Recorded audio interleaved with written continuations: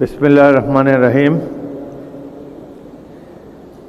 মাননীয় ভারপ্রাপ্ত স্পিকার মহোদয়, মাননীয় বিরোধী দলের নেতা, মন্ত্রিপরিষদের সদস্যবৃন্দ, চিফ হুইপবৃন্দ, মাননীয় সংসদ সদস্যবৃন্দ, উপস্থিত সুধীমণ্ডলী, আসসালামু আলাইকুম।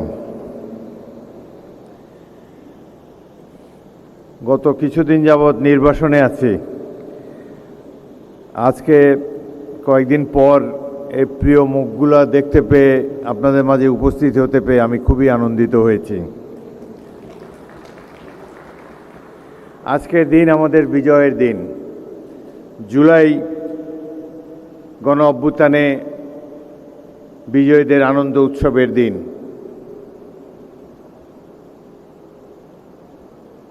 আমি প্রথমেই গভীর শ্রদ্ধার সাথে স্মরণ করি যারা বুকে রক্ত দিয়ে, জীবন দিয়ে গণতন্ত্রকে ফিরিয়ে এনেছে, বাংলাদেশকে মানুষের বাসযোগ্য একটি বাসভূমিতে পরিণত করেছে।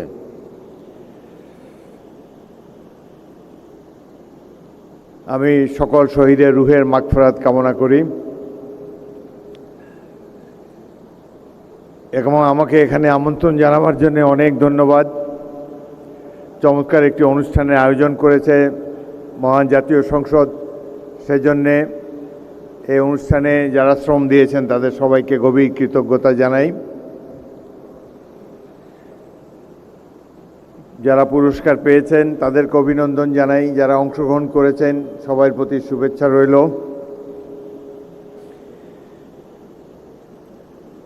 বর্তমান জাতীয় সংসদ একটি ব্যতিক্রমধর্মী সংসদ। এই সংসদ গণ অভ্যুত্থানের ফসল। এই সংসদ একটি নতুন বাংলাদেশ সৃষ্টি করবে এই আশায় বুক বেঁধেছে বাংলাদেশের সকল মানুষ।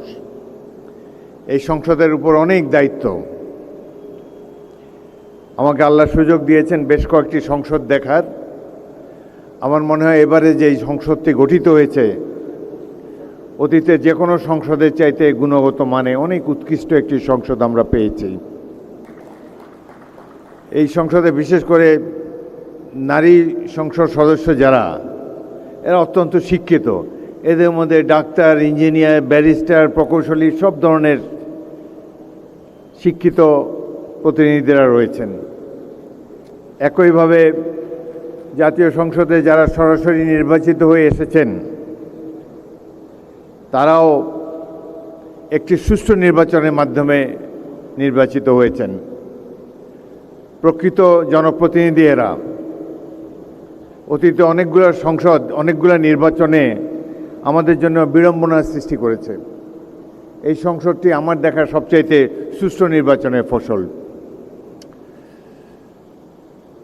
যে জন্যে রক্ত দিয়েছে, যে জন্য জীবন দিয়েছে জুলাই যোদ্ধারা, তাদের সে স্বপ্ন বাস্তবায়ন করার দায়িত্ব প্রধানত এই সংসদের। আশা করি আমরা সবাই মিলে এই দায়িত্বটি সুচারুভাবে পালন করতে সক্ষম হব। আজকে দুপুরে একটি অনুষ্ঠানে এক অদ্ভুত দৃশ্য দেখলাম। এক মা তার অন্ধ ছেলেকে ধরে ধরে ধরে ধরে বক্তৃতার ডায়াসে নিয়ে এসেছেন। ছেলেটি জুলাই গণ অভ্যুত্থানে চোখ হারিয়েছে। মা তাকে ধরে ধরে সকলের সামনে পরিচিত করিয়েছে, তাদের অভাব অভিযোগের কথা বলেছে, দুঃখ বেদনার কথা বলেছে।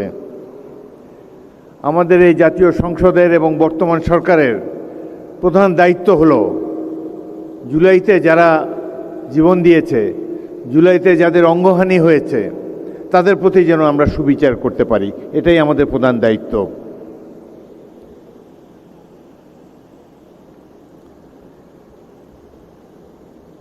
1971 মহান মুক্তিযুদ্ধ ছিল গণতন্ত্র প্রতিষ্ঠার যুদ্ধ। একইভাবে এই জুলাই গণ অভ্যুত্থান গণতন্ত্র প্রতিষ্ঠার জন্য হয়েছে। এটি একদিন দুদিনে নয়, 16টি বছর ধরে অক্লান্ত পরিশ্রম করেছে। বিপদ মাথায় নিয়ে রাজনৈতিক দলের নেতাকর্মীরা জীবন বাজি রেখে যুদ্ধ করে স্বৈরাচারকে দেশ থেকে বিতাড়িত করেছে। এটি এক গৌরবময় কাহিনী, যা নিয়ে বাংলাদেশের মানুষ যুগ যুগ ধরে গর্ববোধ করবে।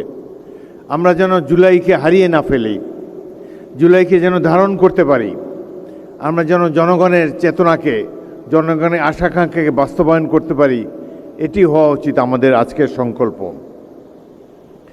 আসুন আমরা অঙ্গীকার করি, জুলাইয়ের আত্মত্যাগকে জাতীয় জীবনের প্রেরণায় রূপ দেব, গণতন্ত্রকে প্রাতিষ্ঠানিকভাবে সুদৃঢ় করব, জাতীয় সংসদের মর্যাদা এবং কার্যকারিতা সমুন্নত রাখব এবং ভবিষ্যৎ প্রজন্মের জন্য এমন একটি বাংলাদেশ রেখে যাব যেখানে ক্ষমতার নয়, আইনের সুশাসনের বিজয় হবে, বিভেদের নয়, জাতীয় ঐক্যের জয় হবে, ব্যক্তি ও দলের নয়, জনগণের স্বার্থই হবে রাষ্ট্র পরিচালনার সর্বোচ্চ মানদণ্ড। সকল গণতান্ত্রিক শক্তিকে ফ্যাসিবাদ, চরমপন্থা ও উগ্রবাদের বিরুদ্ধে ঐক্যবদ্ধভাবে প্রতিরোধ গড়ে তুলতে হবে। মহান আল্লাহ তাআলার কাছে প্রার্থনা করি, তিনি যেন আমাদের প্রিয় বাংলাদেশকে শান্তি, স্থিতিশীলতা ও সমৃদ্ধি দান করেন, আমাদের গণতন্ত্রকে সুদৃঢ় করেন, জাতীয় সংসদের মর্যাদা সমুন্নত রাখার শক্তি দান করেন এবং জনগণের কল্যাণে সততা, প্রজ্ঞা ও ন্যায়ের সাথে দায়িত্ব পালনের তৌফিক দান করেন। আপনাদের সবাইকে অসংখ্য ধন্যবাদ। আমাকে আমন্ত্রণ জানাবার জন্য ধন্যবাদ। আল্লাহ হাফেজ।